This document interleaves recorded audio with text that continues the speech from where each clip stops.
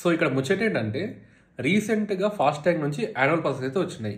ఈ annual passes ఏందంటే 3000 rupees పెట్టి మనం ఈ యాన్యువల్ పాస్ తీసుకుంటే మనకు 200 ట్రిప్స్ అయితే ఓపెన్ అవుతాయి.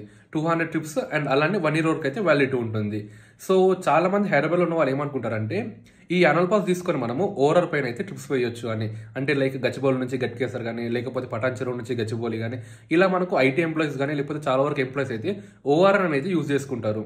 సో ఈ యాన్యువల్ పాస్ తీసుకుంటే మనకు కూడా బెనిఫిట్ ఉంటుందని చెప్పేసి వీళ్ళు ఈ యాన్యువల్ పాస్ని అయితే కొనుక్కుంటున్నారు. కానీ ఇక్కడ మ్యాటర్ ఏంటంటే ఈ యాన్యువల్ పాస్ అనేది ఓన్లీ నేషనల్ హైవేకి మాత్రమే పరిమితం. అంటే ఓన్లీ హైదరాబాద్ నుంచి బెంగళూరు కానీ ఇలా మనకు నేషనల్ హైవేస్ ఏవైతే ఉన్నాయో వాటికి మాత్రమే పరిమితం.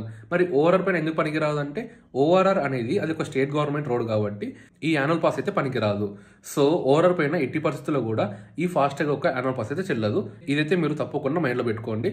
సో మరి మేము ఈ ఓఆర్ఆర్ పైన కాకుండా నేషనల్ హైవేస్ పైన కూడా బాగానే తిరుగుతాం అనుకుంటే మాత్రం ఈ యాన్యువల్ పాస్ అయితే తీసుకోండి, మీకు చాలా వరకు బెనిఫిట్ అయితే అవుతుంది.